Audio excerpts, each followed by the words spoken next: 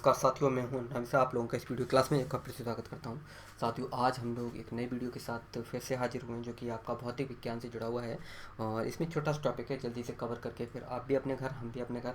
और शुरू करने से पहले जानकारी दे दूँ, वीडियो पसंद आता है तो लाइक शेयर सब्सक्राइब करना ना भूलें। और मैंने लगभग चैनल पर जो है 600-700 मतलब लगभग 1600 वीडियो डाल दिए हैं, जिसमें आपका इकोनॉमी के लगभग 400 वीडियो देखने को मिल जाएंगे। वर्ल्ड ज्योग्राफी, इंडियन ज्योग्राफी को मिला के आपका 400-450 वीडियो देखने को मिल जाएंगे। आपका इकोनॉमिक्स की बात की जाए, पॉलिटी की बात की जाए तो 150 वीडियो, मतलब कुल मिला के हर एक subject, history, geography, polity, economics, bio, physics, chemistry, ठीक है। इस तरह से मैंने पूरा जो है कंप्लीट करा दिया है, जिसमें आपका आप किसी भी एग्जाम की तैयारी कर रहे हैं आपका उसमें आपका जो है लाभ करेगा। जैसे कि आपका IAS है, PCS है, स्टेट PCS है, या फिर छोटे मोटे एग्जाम्स हैं, SSC है, CGL है, कुछ भी आप तैयारी कर रहे हैं जिसमें आपका GS से जुड़ा हुआ या फिर GK से जुड़ा हुआ आता है तो आपका बेड़ा पार जो है हो जाएगा। आप लॉ से जुड़े हुए अगर तैयारी कर रहे हैं तो आपका CRPC, IPC, Indian evidence act, ये सब मैंने आपको लोगों के लिए करवा दिए हैं। और आप नेट JRF की भी तैयारी कर रहे हैं तो आप यहाँ पर जो है हिस्ट्री, ज्योग्राफी, पॉलिटी को देखकर और इकोनॉमिक्स को देखकर आप उससे भी बेड़ा पार कर सकते हैं। तो आइए बढ़ते हैं टॉपिक की ओर। और बता दूं, इसमें जो हम बात करने वाले हैं वो है आपका थ्योरी ऑफ रिलेटिविटी, ठीक है। सापेक्षता का सिद्धांत या अपेक्षता का सिद्धांत या सापेक्षता का सिद्धांत, थ्योरी ऑफ रिलेटिविटी। इससे हम बात जो करने वाले हैं सापेक्षता का सिद्धांत और E = mc²। मोटा मोटी देखें तो हम यहाँ पर उतना जानेंगे जितने हमें आवश्यकता है। E = mc², यानी कि हम साइंटिस्ट नहीं बनेंगे, बस उतना जानेंगे कि हमारा बेसिक जो है क्लियर हो जाए, यानी कि एक बेस बन जाए, ठीक है। क्योंकि हमारी मम्मी ने हमें चाय बनाना सिखाया था और एक दो बार दूध गर्म करना सिखाया, बाकी की हमने एक बार दो बार रोटी बनाना सिखा दी थी और एक दो बार सब्जी बनाने सिखा दी थी। उसके बाद बाकी की डिशेज जो है हम स्वयं बनाने लगे थे। चाय के अलग अलग प्रकार का मतलब इलायची वाली अलग और लौंग वाली अलग, इस तरह से।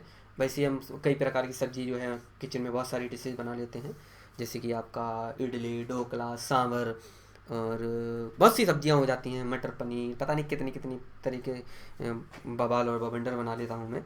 बहुत अच्छा खाना बनाता हूँ। तो इस तरह से बस वैसे ही मैं क्या है आपका जो है बेस जो है क्लियर करा दूंगा, बाकी की चीज़ें जो है आप डिशेज जो है आप स्वयं बनाना सीख जाएंगे, ठीक है। तो बस वही सारी चीज़ें मैं करना सिखाऊंगा आपको, बेसिक और बेस आपका बना दूंगा, बाकी की साइंटिस्ट आप स्वयं बन जाएंगे। तो आइए समझते हैं, थोड़ा सा ज़्यादा हमें कुछ डीप में नहीं जाना है, बस इतना जानना है कि अगर हमारा प्रश्न इससे जुड़ा हुआ हो तो हम दौड़ के एकदम लपक के उसको कर सकें। तो थ्योरी ऑफ रिलेटिविटी, ठीक है, सापेक्षता का सिद्धांत नामक इस शब्द का सबसे पहले प्रयोग 1906 में मैक्स प्लैंक के द्वारा किया गया था। हमारे अंकल जो है आपको दिख जाएंगे, मैक्स प्लैंक।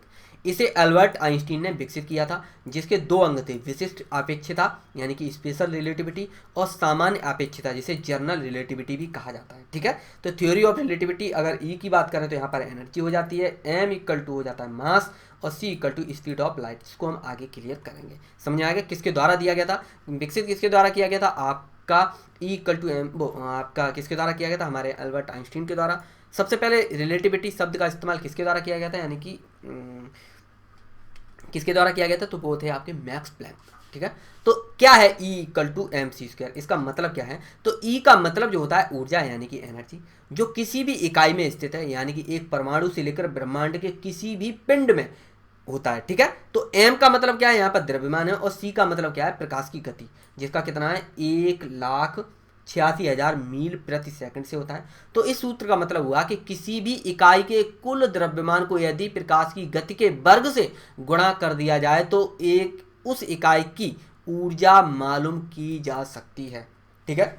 E = क्या मैंने बताया, M वो एनर्जी, M यहाँ पर द्रव्यमान, C आपका स्पीड और स्क्वायर आपका लाइट का मैंने स्क्वायर बताया था, ठीक है। ई का मात्रक जो है आपका जूल हो जाएगा, एम का मतलब द्रव्यमान का आपका किलोग्राम हो जाएगा, आपका ये जो स्पीड जो है वो कितनी हो जाएगी आपकी, यहाँ पर आपको लिखा हुआ है, ठीक है। तो मुझे उम्मीद है इतना आपके लिए जानकारी काफ़ी है। थोड़ा सा और खींच लेते हैं, इसको समझते हैं यहाँ पर। तो क्या जो E = mc² जो था वो सिद्ध हुआ था, क्योंकि हमारे जो सापेक्षता का सिद्धांत जो इन्होंने दिया था, तो इस सूत्र में आइंस्टीन ने क्या बताया था, ये कहा था कि यदि यदि जो द्रव्यमान है उसका वेग किसके, यहाँ पे मैं आपको पहले दिखा दूं, ये जो द्रव्यमान है उसका वेग प्रकाश के वेग के वेग के वर्ग के बराबर कर दिया जाए तो वो किस में कन्वर्ट हो जाएगा, आपके ऊर्जा में कन्वर्ट हो जाएगा।